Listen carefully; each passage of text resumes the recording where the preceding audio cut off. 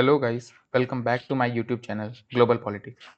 आज बेसिकली हम जिस टॉपिक के ऊपर बात करने जा रहे हैं वो बहुत इंपॉर्टेंट है और मैंने ऐसा कभी सोचा नहीं था कि अजीत डोभाल सर की भी स्पीच इतनी अच्छी हो सकती है। रियली उन्होंने अच्छा खासा तबाही मचाई है पाकिस्तान चाइना के लिए, उसके बारे में हम बात करेंगे। खैर अब तक इस टॉपिक के ऊपर ज़्यादा वीडियोस नहीं बनी है तो आप इसको देख लीजिए और इस वीडियो में मैं पर्टिकुलरली फुल एक्सप्लेनेशन दूंगा कि अजीत डोभाल ने जो स्पीच दी है और उसकी सिग्निफिकेंस क्या है फॉर, अगर आप जियो पॉलिटिक्स फॉलो कर रहे हैं या करंट अफेयर्स फॉलो कर रहे हैं तो उसके लिए क्या उसकी इंपॉर्टेंस है। तो स्टे ट्यून्ड फॉर दिस। सबसे पहले मैं आप लोगों को ये बता दूं कि अजीत डोभाल साहब जी ने स्पीच दी कहाँ है। बेसिकली आईआईटी मद्रास जो था इस बार 2025 में उसको 62 ईयर्स हो चुके हैं और उसने क्या किया था, एक कॉन्वोकेशन बना वो किया था, मतलब उसमें अजीत डोभाल साहब को बुलाया गया था। खैर अजीत डोभाल साहब जी ने भी ये खुद ही बोला कि जो डायरेक्टर हैं कामाकोटी जो कि आईआईटी मद्रास के हैं, वो यही बोले थे अजीत डोभाल साहब जी को कि लास्ट 7 ईयर्स में उन्होंने जनरली अजीत डोभाल साहब जी को कभी देखा नहीं है किसी पब्लिक मंच पे। बट आज लिटरली क्या स्पीच दी है भाई, मैं तुमको क्या बताऊं आप लोगों को कि क्या स्पीच है। खैर आगे बढ़ते हैं। सबसे पहले जो सबसे बड़ी बात जो इन्होंने बोली है वो यही है कि पहले तो आईआईटी मद्रास गए थे, ठीक है। अब इसकी सिग्निफिकेंस क्या है कि आप लोग अभी देखे होंगे कुछ दिन पहले ये न्यूज़ बहुत ज़्यादा सर्कुलेट कर रही थी कि लेस देन 1% आईआईटियंस इन इसरो। तो ये जो इसरो के चीफ साहब हैं सोमनाथ साहब, उन्होंने इस चीज़ को हाईलाइट किया था कि बहुत कम आईआईटियंस हैं जो ज्वाइन करना चाह रहे हैं इसरो या फिर किसी भी गवर्नमेंट एजेंसीज को लाइक डीआरडीओ वगैरह। तो उससे रिलेटेड न्यूज़ के बाद ये होना एक सिग्निफिकेंस है, और वो भी आईआईटी मद्रास जैसे एक अच्छे इंस्टीट्यूट में जाके स्पीच देना बहुत बड़ी बात है, मैं ये कहूँगा। और बेसिकली एक तरीके से उन्होंने मोटिवेट किया है वहाँ के स्टूडेंट्स को कि आप प्लीज़ गवर्नमेंट जॉब या गवर्नमेंट में जो इंडिया के लिए अच्छी जगह हैं जैसे कि ऑर्गेनाइजेशन है उसमें आप लोग जाइए।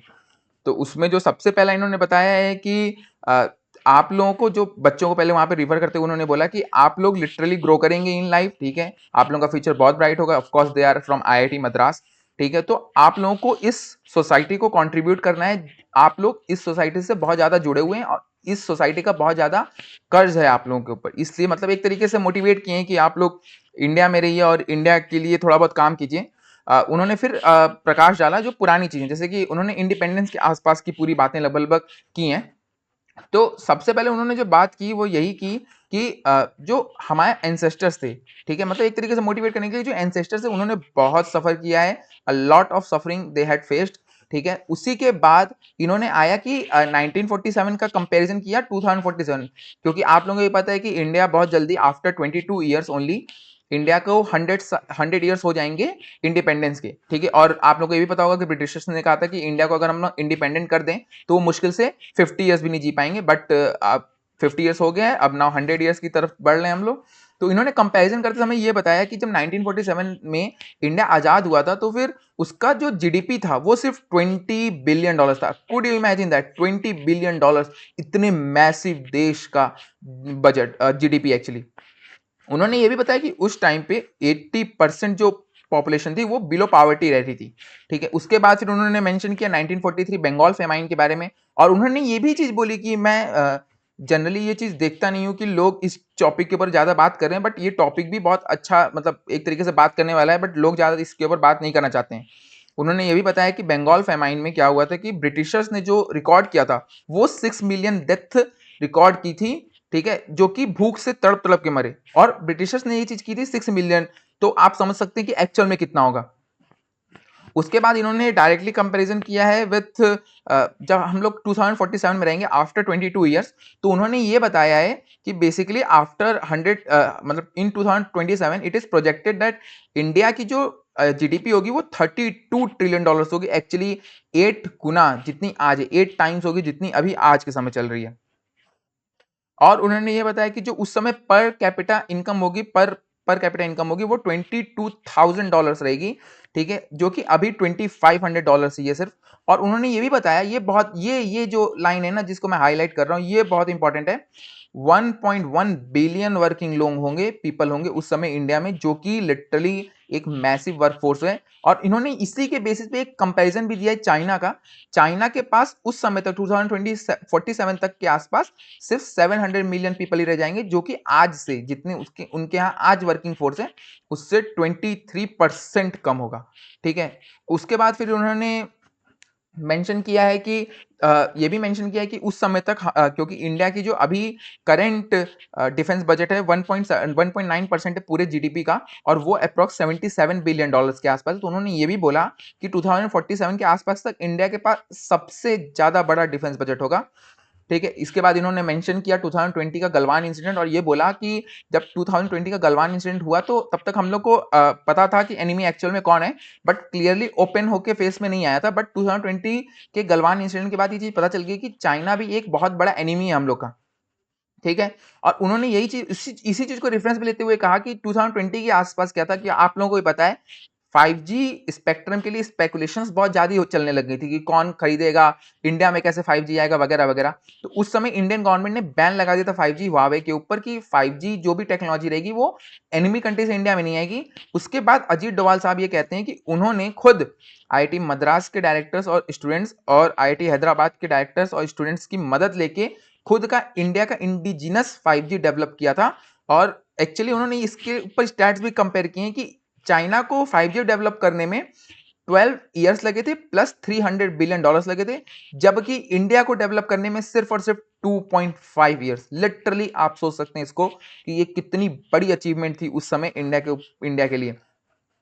खैर उसके बाद उन्होंने फिर एआई को मेंशन किया कि मतलब बेसिकली उन्होंने यही बताया है, टेक्नोलॉजी का नाम देके स्टूडेंट्स को यही बोला है कि आप भी टेक्नोलॉजी के ऊपर फोकस रखिए। जब तक अगर आप टेक्नोलॉजी को फोकस नहीं रखेंगे तो फिर बाद में प्रॉब्लम होगी। एआई जो है, और इसके ऊपर उन्होंने ये भी एक रिफर दिया है कि जब इंडिया पहले जो था कि जब तक ब्रिटिशर्स नहीं आए तब तक इंडिया तलवार और एलिफेंट्स पे लड़ता था, बट ब्रिटिशर्स क्या हुआ, गन पाउडर इंट्रोड्यूस किए। और उन्होंने ये बोला कि जो गन पाउडर थी वो गलत या सही नहीं थी, वो बेसिकली टेक्नोलॉजी थी। जो भी टेक्नोलॉजी को ऊपर कंट्रोल करेगा वही आने वाले समय में पूरे मतलब वर्ल्ड को कंट्रोल करेगा। तो उन्होंने इसी तरह बोला कि एआई बहुत इंपॉर्टेंट है और इंडिया में एआई बहुत ज्यादा फोकस्ड रहनी चाहिए। ठीक है। इसके बाद उन्होंने ऑपरेशन सिंदूर के बारे में बात की, और लिटरली मैंने कभी नहीं सोचा था कि अजीत डोभाल साहब या फिर India India as a whole, क्योंकि अजीत डोभाल भी इंडिया के एक एनएसए हैं, नेशनल सिक्योरिटी एडवाइजर, तो वो जब भी खुल के बोलते हैं तो उसको ग्लोबल मीडिया फॉरेन मीडिया जो होती है वो कैप्चर करती है और उसको स्प्रेड करती है। तो बेसिकली इतने ओपन तरीके से फॉरेन मीडिया को रोस्ट, मैं रोस्ट ही कहूंगा, या फिर उनकी पोल खोलना, धज्जियां उड़ाना आज तक किसी भी इंडियन ऑफिशियल ने रिसेंटली नहीं किया है, जो कि अजीत डोभाल साहब ने कहा। अजीत डोभाल साहब ने डायरेक्टली कहा है, ये देखिए आप पढ़िए इसको, कि फॉरेन प्रेस जो होती है वो कह रही है पाकिस्तान ने ये किया, पाकिस्तान ने वो किया। आप मुझे एक फोटोग्राफ दिखा दीजिए जो कि ये दिखाए कि इंडिया में कहीं डैमेज हुआ है। ठीक है। ये बहुत बड़ी बात है, फॉरेन मीडिया को डायरेक्टली रोस्ट करना या डायरेक्टली उसको बोलना, एक्सपोज करना बहुत बड़ी बात है। उसके बाद इन्होंने ये भी बोला कि even a glass pane have been broken. आप एक ऐसी भी फोटो दिखा दीजिए कि इंडिया में कोई एक ग्लास का भी कुछ, शीशे का भी कुछ हो तो वो टूटा हो, ऐसा भी कुछ नहीं है। उन्होंने फिर ये बोला कि जो इमेजेस हैं वो सिर्फ और सिर्फ 13 एयर बेसेस की हैं, जो कि पाकिस्तान में 10 मई के पहले की और 10 मई के बाद की जो हालत थी उसी को दर्शा रही है। तो कोई भी ये बस बोलने की चीजें हैं कि इंडिया के साथ ये हुआ, इंडिया के साथ वो हुआ, बट जो भी हुआ सिर्फ और सिर्फ इंडिया ने किया। और इंडिया ने ये भी बोला, एक और चीज जो इन्होंने बहुत अच्छी तरीके से मेंशन की है कि ऑपरेशन सिंदूर के समय जितना भी चीज था, ठीक है, वो सब के सब जो इंडिजिनस उसमें जो प्रोमोट होके आए या फिर जो इंडिजिनस चीजें जो इंडिया ने यूज की हैं इन द ऑपरेशन सिंदूर, वो भी एक तरीके से इंडिया की ग्रोइंग पावर को डिस्प्ले करता है। उसमें आप लोग से ये पूछा जा सकता है कि इंडिजिनस में क्या क्या, तो सबसे पहले तो ब्रह्मोस यूज किया गया था। दूसरा कम्युनिकेशन सिस्टम जो था वो भी यूज किया गया था। तीसरा जो था वो वो आकाश डिफेंस मिसाइल सिस्टम जो था वो भी इंडिजिनस ही है। बेसिकली इन्हीं सब बातों के अराउंड पूरा का पूरा जो इनकी अजीत डोभाल साहब की जो स्पीच है वो घूमी है। मैंने कभी भी नहीं सोचा था कि अजीत डोभाल साहब इतनी अच्छी स्पीच दे सकते हैं। ठीक है। Actually Modi magic is working. ठीक है। मैंने कभी नहीं सोचा था कि क्योंकि वो ऑफ कोर्स एक डिप्लोमेट है, इतनी अच्छी और खूंखार एक तरीके से पूरी एक्सपोज या फिर विदाउट एनी पर्दा, किसी भी पर्दे के बिना बस बोलो, और इतने हार्श तरीके से ट्रुथ प्रेजेंट किया है ना, जो अब तक किसी भी डिप्लोमेट ने नहीं किया है। आप लोग भी देखते होंगे कि इंडिया भी कभी अगर ट्रुथ भी प्रेजेंट करता है तो बहुत सॉफ्ट वॉइस में, बट ये जो हार्श तरीके से प्रमोट किया है, और इससे एक और तरीके से बताया जा रहा है, जैसे गलवान का कोई जरूरी नहीं था मेंशन करना, उन्होंने मेंशन ये इसलिए किया ना ताकि भूलो मत, जो स्टूडेंट्स वर्क काम कर रहे हैं वो भूलो मत कि तुम्हारा रियल एनिमी कौन है। तुम्हारा रियल एनिमी पाकिस्तान नहीं है, पाकिस्तान की हम धज्जियां उड़ा ले रहे हैं, उसके लिए हम हैं। अजीत डोभाल साहब ने यही बोला है कि जो पाकिस्तान है उससे हम हैंडल कर लेंगे, आने वाली जो जनरेशन है तुमको चाइना से हैंडल करना है। और तुम चाइना से कैसे हैंडल कर सकते हो? टेक्नोलॉजी में मास्टर करके। बेसिकली पूरा जो स्पीच था इनका, उसका मेन क्रक्स यही था। सो हम आगे बढ़ते हैं अपने क्वेश्चन के ऊपर, जो आज का क्वेश्चन हमने पूछा है। इसका क्वेश्चन का जो भी आंसर होगा आप कमेंट में लिख दीजिएगा, जिसका भी आंसर सही होगा मैं उस पर हार्ट दे दूंगा, जिससे बाकियों को पता चल जाएगा कि यही आंसर सही है। तो सबसे पहले तो आर्मेनिया और अजरबैजान जो अभी बहुत ज़्यादा रिसेंटली न्यूज़ में थे, आपको पता है कि न्यूज़ में ऑफकोर्स वॉर की वजह से इनके बीच में एक डिस्प्यूटेड टेरिटरी है, ठीक है। उस डिस्प्यूटेड टेरिटरी का आप लोगों को ये भी पता होगा कि जो अजरबैजान है उसको टर्की और चाइना एक तरीके से सपोर्ट करते हैं, और जो आर्मेनिया है उसको रशिया और even some kind of India भी सपोर्ट करता है।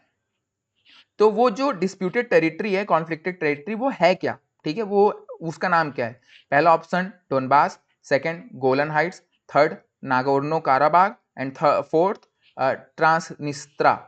ओके, इसका आंसर आप प्लीज कमेंट में कीजिए। Thank you very much.